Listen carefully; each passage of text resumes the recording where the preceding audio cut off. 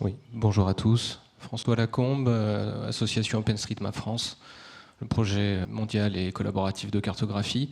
Alors, nous, on est dans une posture de solution par rapport à tous les sujets que vous avez évoqués aujourd'hui, puisque ça fait depuis de nombreuses années qu'on collabore par exemple au projet de la BAN, donc la base d'adresse nationale, un sujet d'adresse qui préoccupe le déploiement de la fibre et puis la résorption du réseau cuivre aussi. On publie également nos relevés terrain de l'infrastructure avec des positions de PM, des positions de points fonctionnels qui contribuent aujourd'hui à la correction des fichiers IPE. Certaines erreurs de l'IPE qui sont révélées par rapport à du relevé terrain que nous faisons, des fichiers qui sont disponibles sur DataGouv, etc. Et à vous entendre aujourd'hui, j'ai l'impression qu'il y a plein de besoins. Alors c'est magnifique parce qu'on va tomber d'accord comme ça.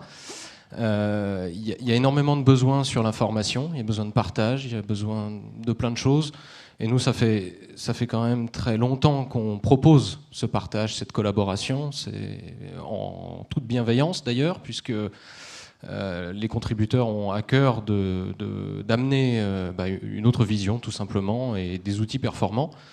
Donc la question que j'aurais aujourd'hui, c'est est-ce que ce plan de reprise du cuivre par la fibre va être l'occasion d'ouvrir, de casser le silo, de réfléchir aussi avec plein d'autres acteurs, puisque vous l'avez dit, il y a des interactions avec Enedis, il y a des interactions avec une cinquantaine d'autres gestionnaires d'infrastructures d'accueil. Donc est-ce que cette fois-ci, sur la résorption du cuivre, on va pouvoir enfin y aller ensemble et faire les choses de manière ouverte?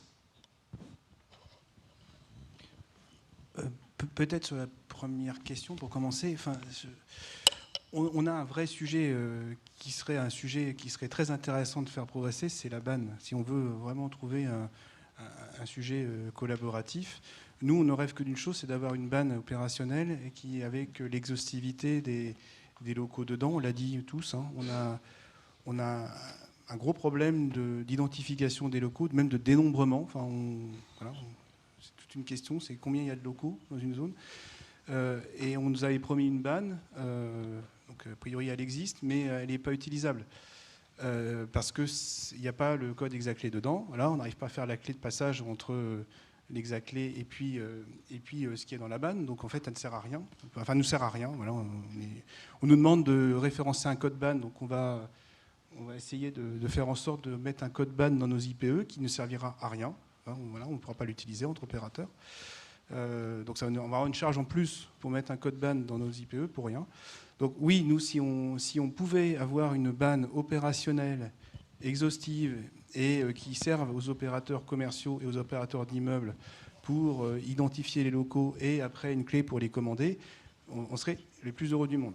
Bon, ça, c'est, si vous voulez un champ de travail, je pense que celui-là peut être un champ de travail sur lequel, en tous les cas, nous, Cotorange, on pourra travailler avec vous si jamais on arrive à aboutir.